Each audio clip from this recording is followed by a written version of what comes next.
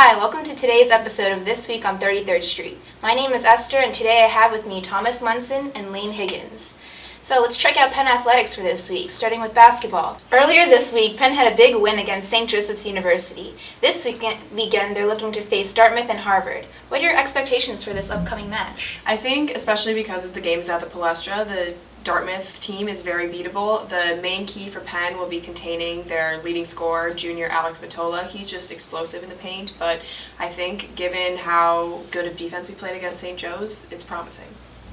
I hear what you're saying with Dartmouth, but I'm not ready to say Harvard's beatable. I mean, Wesley Saunders led this team to the second round of the NCAA tournament last year, and while the Quakers did take on St. Joe's at home, this crowd is sure not to be as packed or as raucous as it was last weekend.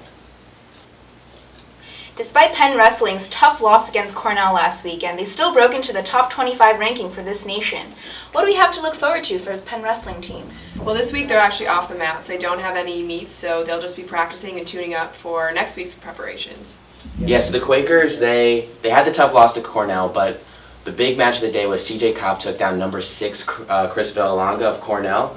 They've been rivals for a couple years, and CJ is now ranked 10 in the country, which gives the Quakers 2 top 10 wrestlers.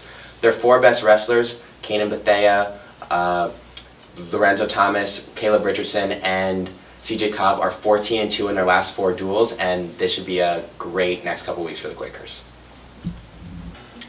Some of Penn's other teams had a phenomenal weekend.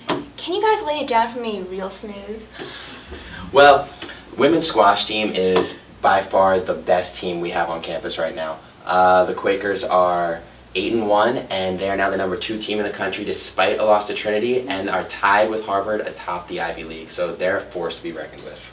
And men's tennis did really great at the City 6 Invitational. They beat all their Big 5 rivals. In swimming, both teams swept Delaware and are now undefeated in their non-conference meets.